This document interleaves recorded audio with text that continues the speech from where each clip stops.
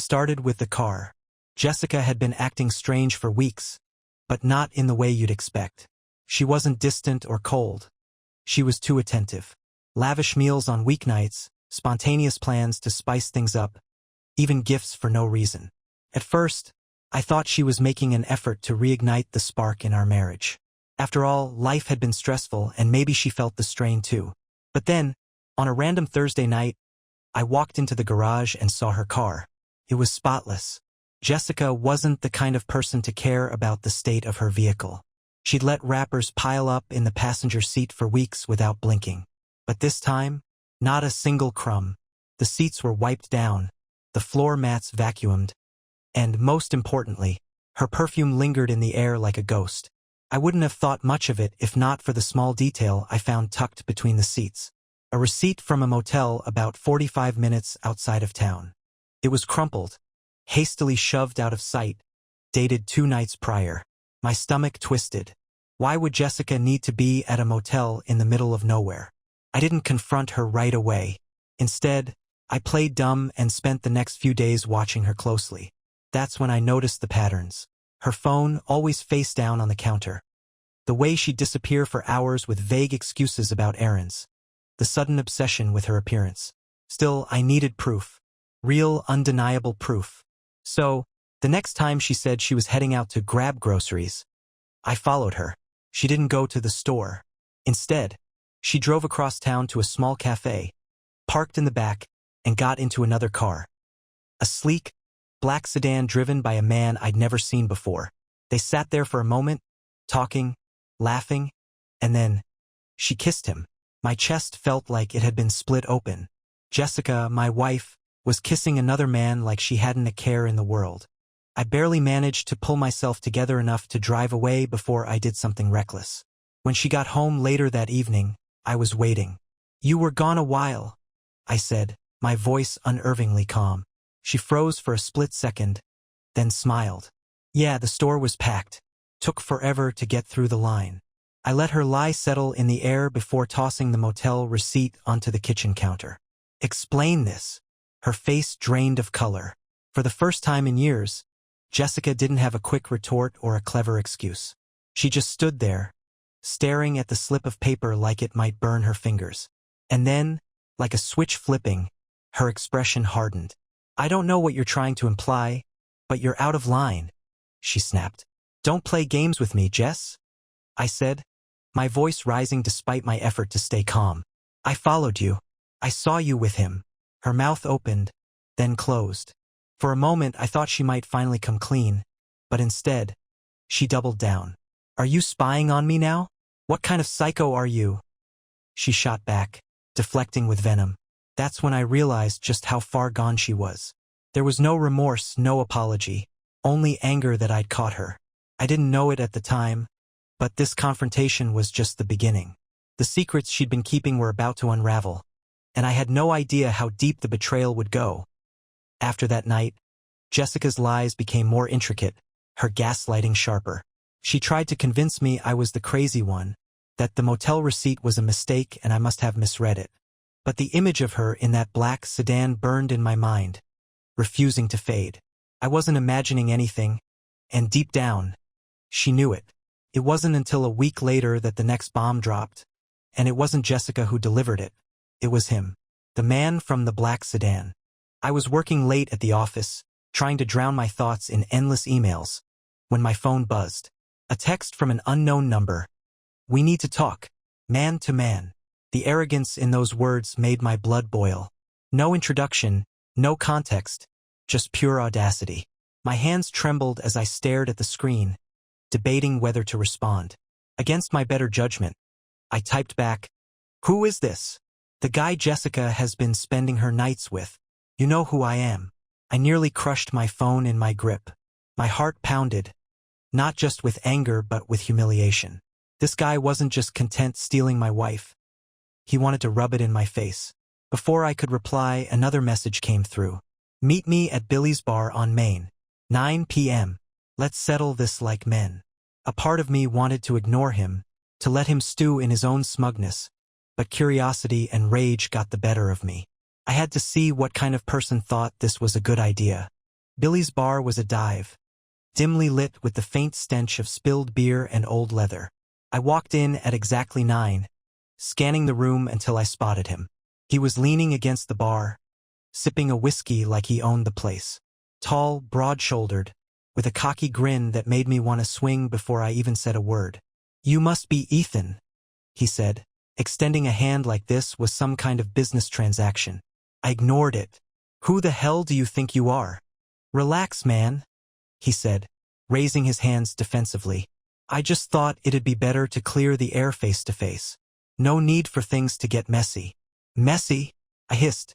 "You're sleeping with my wife, and you think you can lecture me about messy?" That smug grin returned, and he shrugged. "Look, Jessica's not happy with you. She deserves better.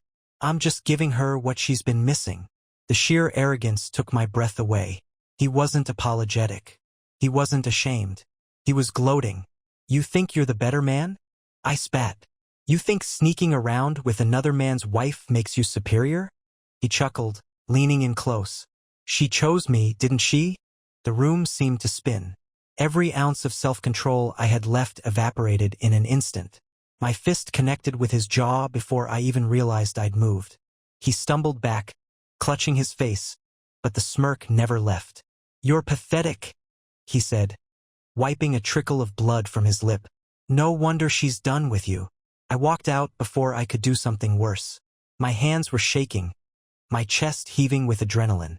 As I climbed into my car, a single thought consumed me. This wasn't just an affair. Jessica had chosen someone who relished in destroying what we'd built, and she didn't care who got hurt in the process. But the night wasn't over yet. When I got home, Jessica was waiting. She stood in the living room with her arms crossed, an annoyed expression plastered on her face. "What the hell were you thinking?" she snapped before I could even speak. "Excuse me," I shot back. "Brandon just called me. He told me what you did," she yelled, her voice shrill. "You embarrassed me, Ethan." "Embarrassed you?" I repeated, stunned. "You're cheating on me? And you're worried about your boyfriend's bruised ego?" She didn't flinch. Instead, she rolled her eyes. "This is why I needed someone else. You're so immature. You can't handle anything without blowing up." Her words hit like daggers, each one designed to cut deeper than the last. There was no remorse, no apology, only blame. I stared at her, my mind racing. This wasn't just betrayal. This was war. Jessica and Brandon had underestimated me, but they were about to learn just how much fight I had left in me. Jessica stormed past me, muttering something under her breath about needing space, as if she were the victim in all this. The audacity was unreal. I didn't follow her. I just stood there, letting the weight of her words sink in. My wife, the woman I had spent years building a life with, was openly defending her lover after he had the gall to confront me. As I sat on the couch, staring blankly at the wall, my phone buzzed again. Another text, this time from Brandon. "Nice swing, champ. Hope it made you feel better, because it sure didn't change anything." That did it. Something inside me snapped. If Jessica and Brandon wanted to play games, I was done being the passive bystander. It was time to take control. I didn't sleep that night. Instead, I went into detective mode. Jessica had underestimated just how much I paid attention to the small details over the years. I knew her favorite passwords, the apps she relied on, even how she'd sync her messages to her laptop without thinking twice. While she slept upstairs, likely dreaming about her next rendezvous, I accessed everything. The rabbit hole was deeper than I imagined. Her emails revealed hotel bookings under fake names, and her messages to Brandon were filled with a kind of twisted excitement. She talked about the thrill of sneaking around, how alive it made her feel. Worse, there were pictures, intimate, mocking, and undeniably real. But it wasn't just Brandon. There were other names in the conversations. Men she'd flirted with, some she'd met once or twice. Brandon might have been the main act, but Jessica had been playing the field far longer than I realized. By 5 a.m., I had compiled everything. Screenshots, receipts, and even a detailed timeline of her lies. I wasn't just hurt anymore, I was furious. That morning, she came downstairs looking like nothing had happened. She poured herself coffee, scrolling through her phone, oblivious to the storm brewing across the room.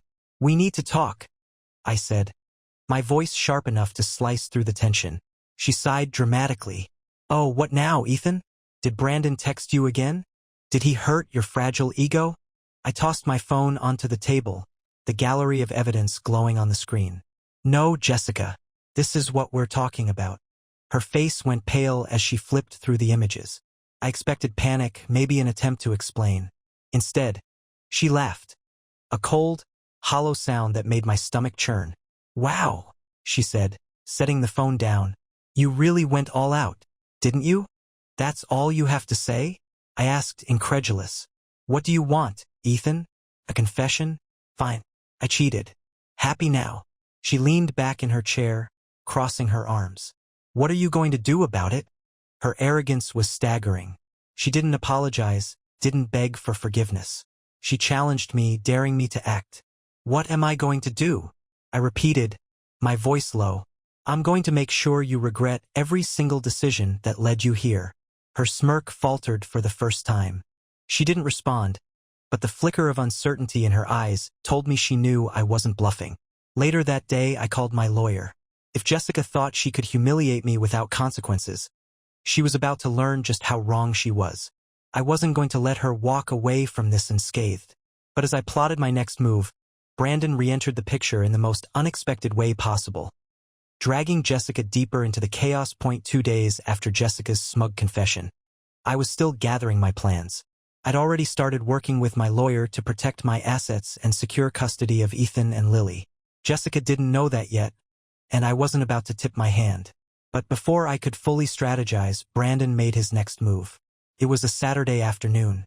I was outside mowing the lawn, letting the steady hum of the engine drown out the whirlwind of emotions in my head. I didn't see Brandon pull up until he was standing on my... He leaned against his car, a sleek black sedan I recognized all too well, arms crossed and a smug grin plastered across his face. I killed the mower and walked toward him, my fists clenched. "What the hell are you doing here?" I barked. He didn't flinch. In fact, he looked amused. "Relax, Ethan. I'm not here to fight. I'm here to talk. You're going to want to hear this. Get off my property before I call the cops." But instead of leaving, he took a step closer. "Jessica's with me now. She doesn't love you. You need to accept that and stop making this harder than it has to be." My blood boiled, but I stayed silent, letting him dig his own grave. "And another thing," he continued, his tone dripping with arrogance. "Jessica told me you're trying to take the kids. That's not happening. She and I have already started talking about moving in together. Ethan and Lily will adjust." I froze. For a moment, his words didn't register. Then the full weight of his insanity hit me. "You think I'm going to let my kids be anywhere near you?" I growled, my voice low and dangerous. He smirked, completely unfazed. "You don't have a choice. Jessica's made hers. She's ready to move on with me." Something about the way he said it, so dismissive, so sure of himself, ignited a fire I couldn't contain. "She chose you?" I said, stepping closer.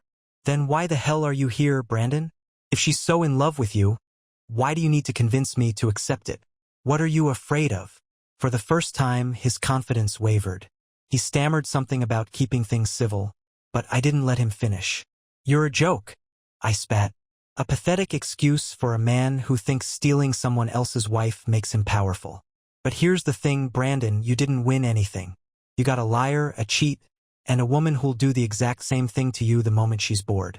Congratulations. His face turned red, and his fists clenched. For a moment I thought he might swing, but he didn't. Instead, he pointed a finger at me. "This isn't over," he said, his voice shaking with barely contained rage. "You'll see." I watched as he climbed back into his car and peeled out of the driveway, tires screeching. But it wasn't over. Later that night, Jessica came storming into the house, her face flushed with anger. "Why the hell did you threaten Brandon?" she shouted before slamming the door behind her. "Threaten him?" I said, laughing bitterly. "He showed up here, Jessica, on my driveway trying to tell me how to handle my kids. If anyone was threatening someone, it was him. He told me what you said," she snapped. "You're trying to ruin this for me. Why can't you just let me be happy?" "Happy?" I shouted back, unable to keep the fury from spilling over. You're destroying our family, Jessica. You don't get to waltz off into the sunset with some jackass and call it happiness. Her expression hardened, and she crossed her arms. This is why I left, Ethan. You're controlling, you're bitter, and you can't handle someone else being in control for once. The audacity of her words left me momentarily speechless.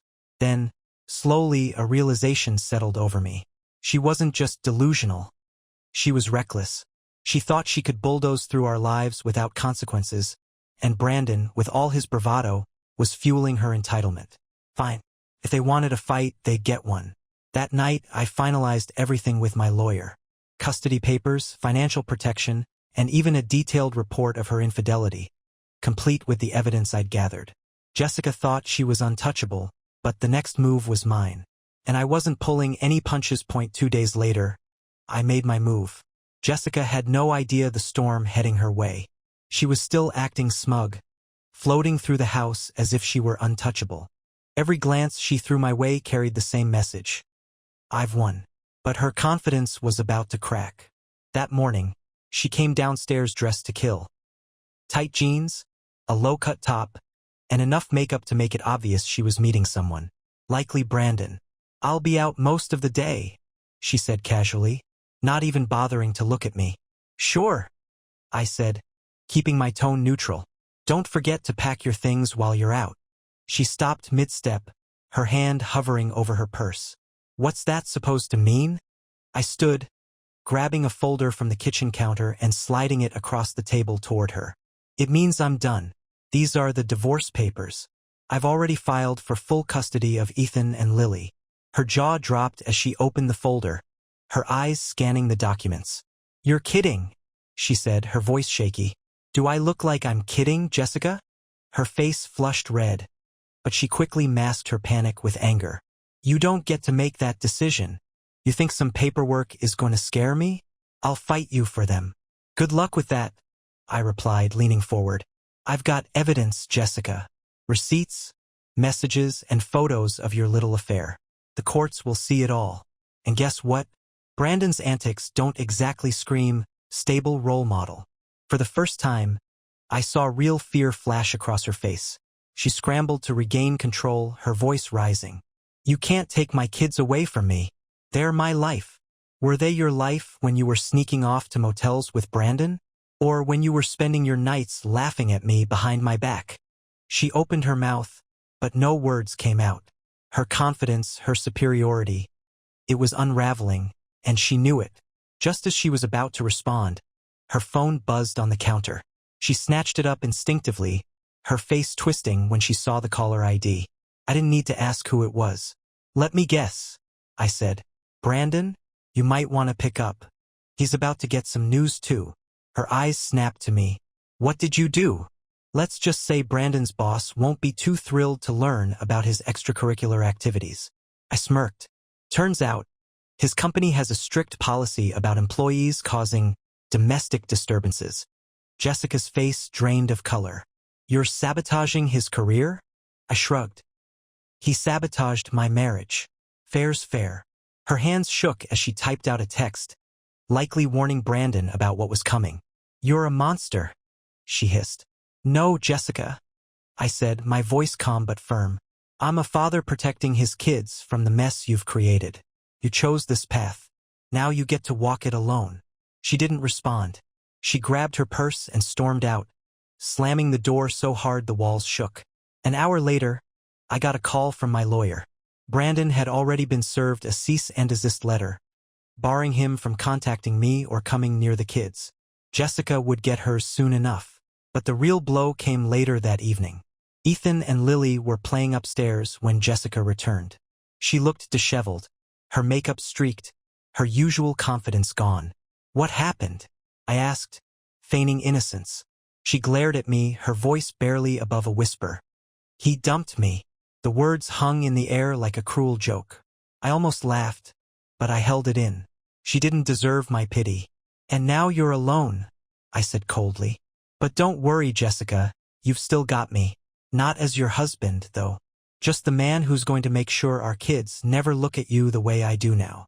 Her eyes filled with tears, but I turned and walked away before she could respond. She had made her bed, and now she would have to lie in it. Alone, the fallout from Brandon's betrayal was immediate, and it hit Jessica harder than I expected. The once cocky, untouchable woman who had been parading her infidelity now looked like a shadow of herself. But my sympathy was long gone. I wasn't going to let her use this as an opportunity to worm her way back into my life. She spent the next few days trying to keep up appearances, alternating between icy silence and pathetic attempts at civility. I wasn't having any of it. My focus was on Ethan and Lily. They were my priority, and I wasn't about to let Jessica's mess drag them down. But then Jessica made a desperate move. It was a Wednesday evening when she barged into my home office, clutching her phone like it was a lifeline. Her face was red, her eyes swollen from crying.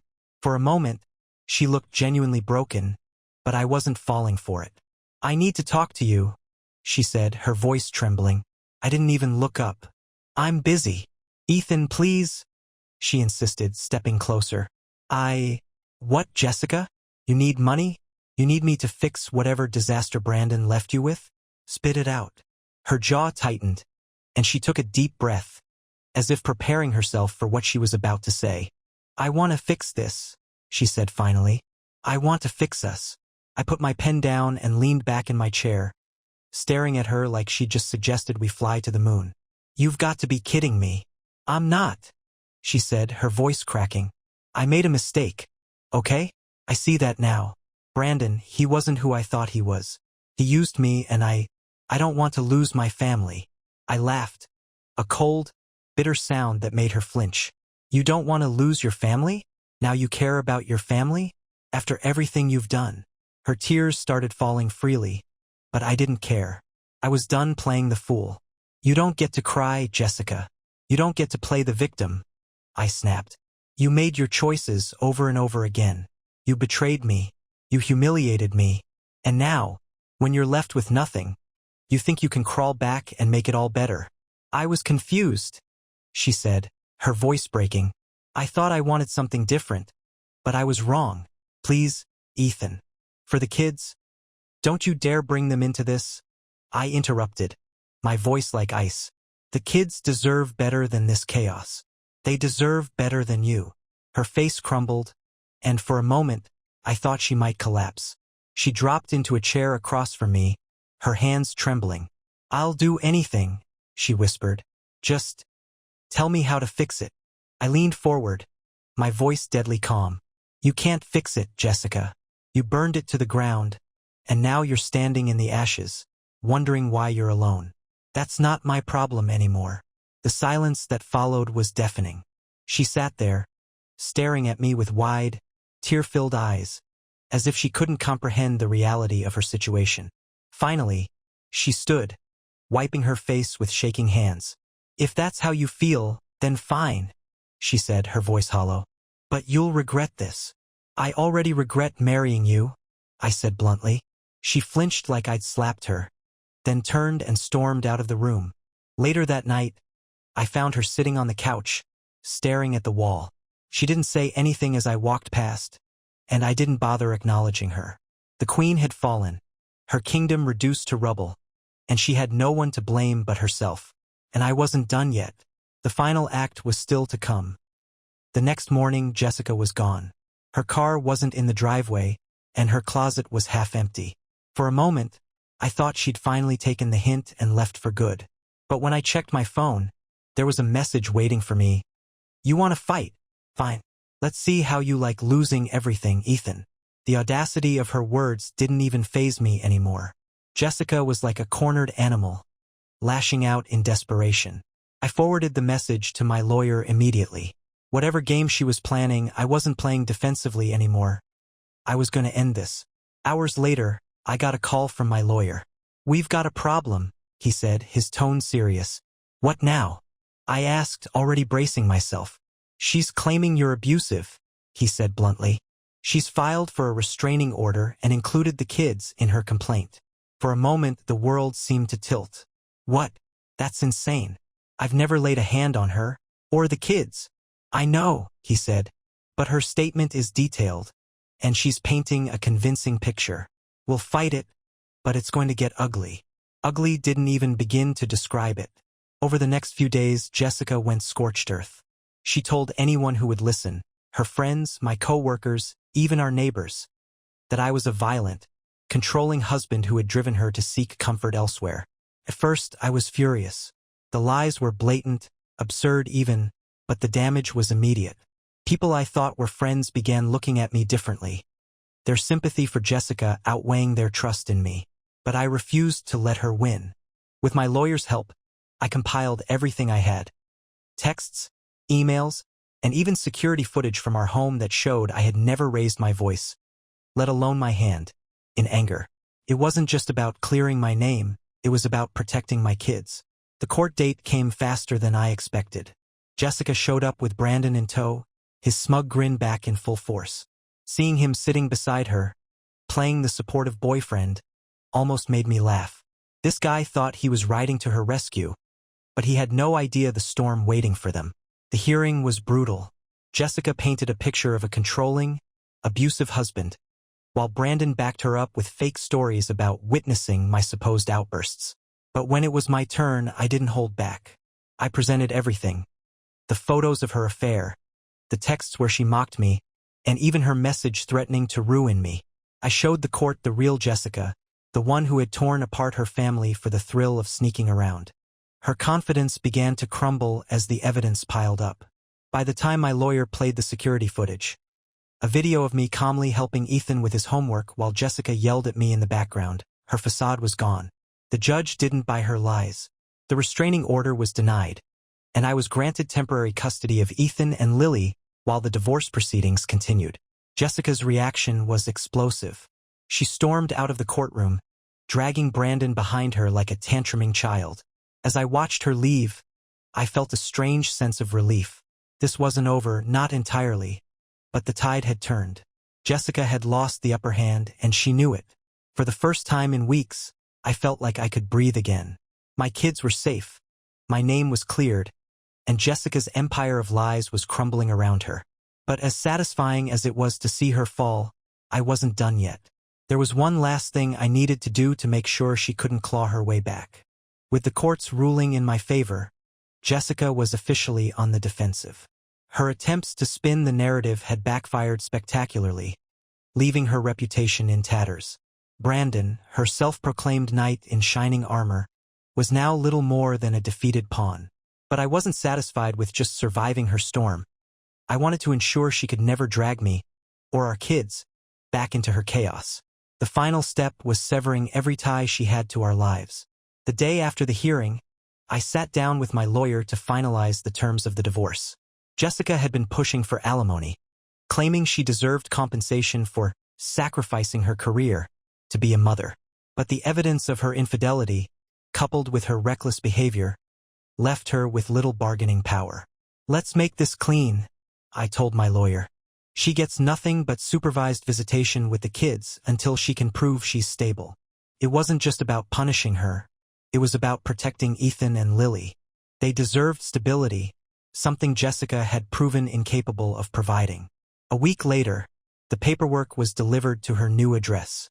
She must have known it was coming, but her reaction was still explosive. She showed up at the house, pounding on the door and screaming obscenities loud enough to wake the neighborhood. When I opened the door, she was a mess. Her hair disheveled, her face streaked with tears and mascara. "You can't do this to me," she shouted, shoving the papers in my face. "You can't just erase me like I never mattered." "You erased yourself, Jessica," I said coldly. "You made your choices, and now you get to live with them." "You're destroying me," she sobbed. "What about the kids? What are you going to tell them?" "I'll tell them the truth," I replied, "that their father loved them enough to shield them from the chaos you brought into their lives." Her face twisted with rage, but she didn't have a comeback. She knew she had nothing left to fight with. Finally, she crumpled the papers in her hands and stormed off, slamming the door behind her. That night, I sat down with Ethan and Lily. They were young, too young to understand everything that had happened, but I owed them honesty. "Mom and I aren't going to live together anymore," I said, keeping my voice steady. "It's not because of anything you did. It's just something between us. But I promise, No matter what happens, I'll always be here for you. Ethan nodded solemnly, his small face etched with worry, while Lily crawled into my lap and hugged me tightly. It broke my heart, but I knew it was the right thing to do. As for Jessica, she disappeared from our lives for a while.